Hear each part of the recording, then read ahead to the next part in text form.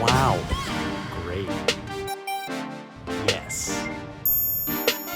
The Rob Green Show. Welcome to episode 1 of our primer on ICO and TGE marketing. My name is Robert Green. I'm the founder and currently CEO of Create a Ripple, a marketing services company in New York City.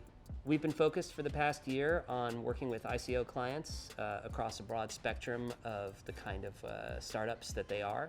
And during that time, we've learned a lot of things about what works and what doesn't work. We want to share some of that information with you. I'm going to start this episode by just giving you an overview of the kind of stuff that I've seen that happens that works and why it works and what I think more people should be doing in order to succeed in this business. So who am I? I'm just some dude. I produced a few things, some VR, some AR, 35 movies, 7 TV shows, a couple of kids. And over the course of doing that, I've come to have a kind of formula for production, and the formula is understanding what the desired output is, what the budget to create that output is, and who the audience is going to be for it. And it turns out that that formula is the same for almost every business I've ever worked with. Over the years, I've had an opportunity to work with tons of startups, also huge brands like Samsung, startups in the VR space and startups in all kinds of different spaces. Because of that, when the ICO space started to open itself up to our company and give us the opportunity to do this new kind of work, we took our formula of understanding how production works and we applied it. And I think we've had some really interesting learnings that have come out of all that. And I want to talk about some of them, starting with what an ICO actually is compared to other things in the world. 3 years ago, when the first ICOs were really put together, it just seemed like it was an extension of cryptocurrency, it was an extension of the blockchain, it was just another way to express these things in public. It quickly became clear that what's really going on with the ICO, or the TGE as we're now calling it, the token generation event, was that this was another way to raise money for startups. That was really what happened. And who has been the owner of money for startups up until very recently? Well, you had angel funds and you had venture capital. Venture capital mostly, but not exclusively, focused in Silicon Valley. There were a lot of rules for how venture capital was working with startups, and those rules became really, really constricting for a lot of people. First of all, VCs made certain choices about the kind of people they wanted to back. It was a very limited group of people. The perfect version of somebody to be backed by a VC, Stanford, MBA, white, male. Obviously that was a problem. Silicon Valley even recognized it as a problem. And along came the ICO. And the ICO said, look, we don't care where you're from. Do you have a mechanism to speak to the world to get them to give you money so that you can make your idea happen? And there was another interesting thing that went along with that, and this always blows the minds of my friends who don't really know a lot about the space. You didn't have to give up any equity in your company to raise all this money. A VC might ask for the $1 million they're going to give you for 30% of your company, plus there are cliffs beyond that, and eventually when all is said and done and you sell your company, you, the founder, end up with 5%, and you aren't sure what happened to the other 95. And along comes the ICO, and the ICO says, you could raise $50 million or $100 million and own 100% of your company. That's pretty amazing. It's also a little confusing how it's possible.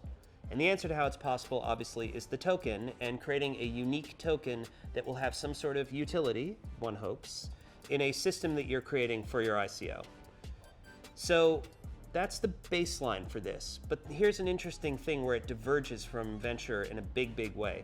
When you're a startup raising money for a venture firm, you tend not to actually have any money at all when you start, or a very small amount, which means everything that comes in from the venture fund is put into building product, making sure your roadmap makes sense, making sure your business plan works. That's it.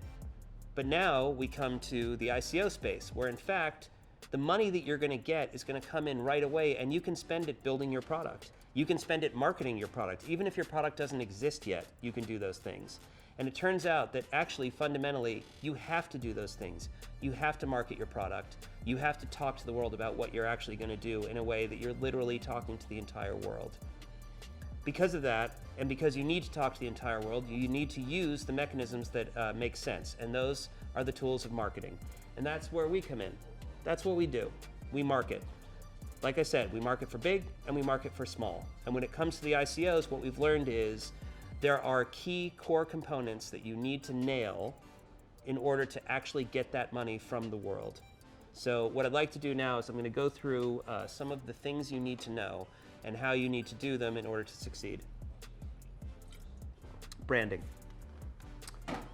So when you have a coin that you want to put out into the marketplace attached to your business proposal, you're going to find that the way that the world is going to speak back to you is through a number of social media channels.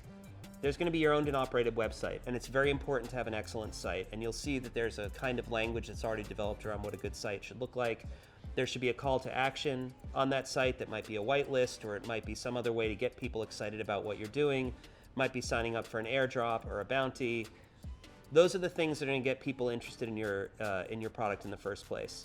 The website will grow along with your social channels. Telegram. Telegram is how the world is going to speak to you, and you're going to speak to the world. And building a strong Telegram channel and a strong Telegram presence is super, super important. Arguably, Reddit can be as important.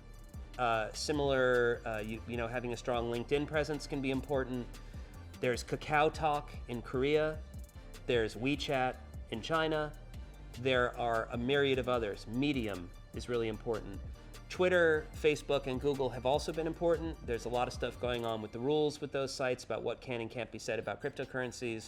We're waiting for all that to settle out, but as I shoot this today, Facebook has just announced that they will allow cryptocurrency ads again after a hiatus of about 3 months. So here's a fascinating thing about ICOs. They are global in a way unlike anything I've ever experienced in my life.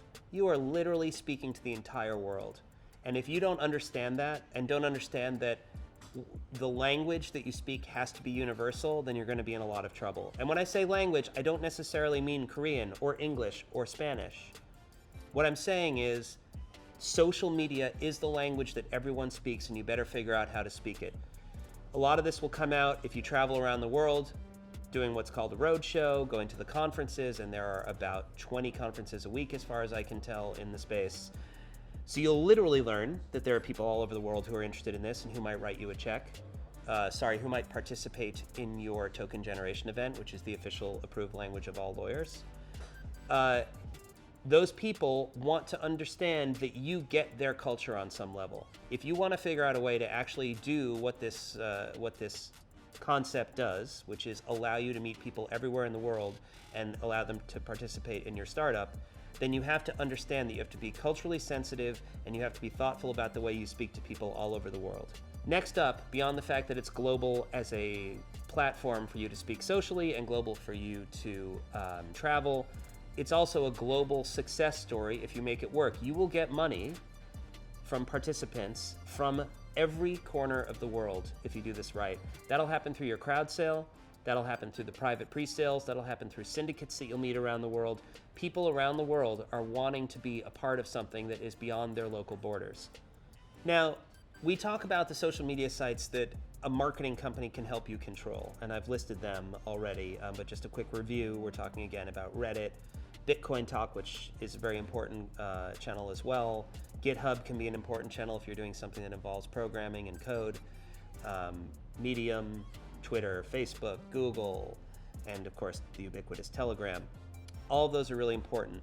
However, there's one other facet of this kind of marketing that is incredibly important, and that's influencer marketing. Influencers in this space bring more potential customers, participants to you than anyone else.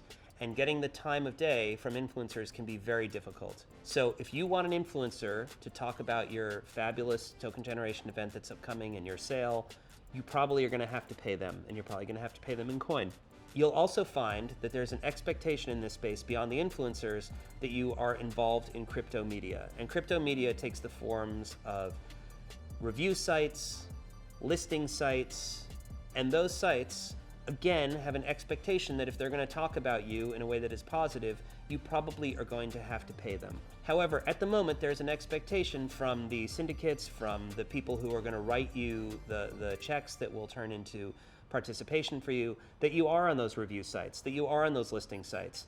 It's important, and because it's important and unavoidable, you have to reckon with it, and if that means you have to spend some money, that may be a place that you have to spend money. I want to talk a little bit about an analogy that I think is really valuable for thinking about what an ICO actually looks and feels like. I'm going to compare it to the experience of producing a movie, partially because I'm a hammer and that's my nail, but also because I think it makes a lot of sense. So when you start to make a movie, the first thing you need is you need a script. And a script doesn't look anything like the actual movie, it's just an idea of what the movie's going to be. And the script is the white paper. A white paper is an idea of what your business is going to be. You take that white paper, you take that script, you go find some money in order to turn it into the thing you actually want it to be, which in the case of the script is a finished movie, and in the case of the white paper is a finished, successful, running business. So you got your script, now you need to hire some people in order to actually take that idea and turn it into action. And in a movie business, we would call that pre-production, and you'd hire your line producer and your production coordinator and your casting director, and you'd figure out who your director is going to be. And in the ICO space, all of those roles are filled: your CEO, your chief technology officer, your CIO, your strategy, your marketing, all of those people. That's your pre-production. Okay, now it's time to put together all of that into something that you can actually execute, which is your ICO, or shooting your movie. And once you're doing that, everything is crazy. You can't think about anything else. When you're making a movie, if you're taking 2.5 months to shoot a movie, that's 2.5 months of your life where you're doing nothing else but shooting that movie. Pretty much 7 days a week, even the days are off, you're thinking about nothing but your movie. When you're actually making your ICO happen, when your private pre-sale happens, and your public sale happens, and your crowd sale happens, there's nothing else going on in your life but hustling that ICO to make it happen. And once it ends, what you should have, if everything has gone well, is your movie's in the can. Your ICO is done, and you have all the participants you need. You've hit your hard cap. You now have the opportunity to show your work to the world.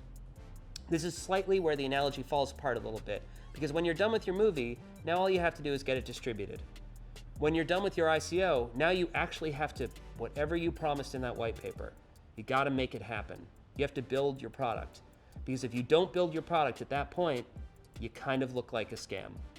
So that's a key thing to think about. 2.5 months, all I've been thinking about is my ICO day after day, and now here I am, and shit, I got to pivot.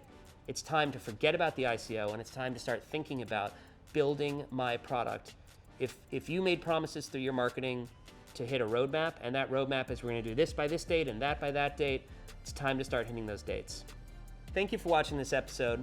In future episodes, we're going to take what we've learned here, that whole process of going from the beginning of an ICO to the end of an ICO, and all the steps in marketing that are required along the way, and we're going to do a deep dive on each of them. We're going to be starting with our next episode talking about your white paper, and we'll explain why that is the core fundamental aspect of all of this on that episode. Until then, thanks for watching. Wow.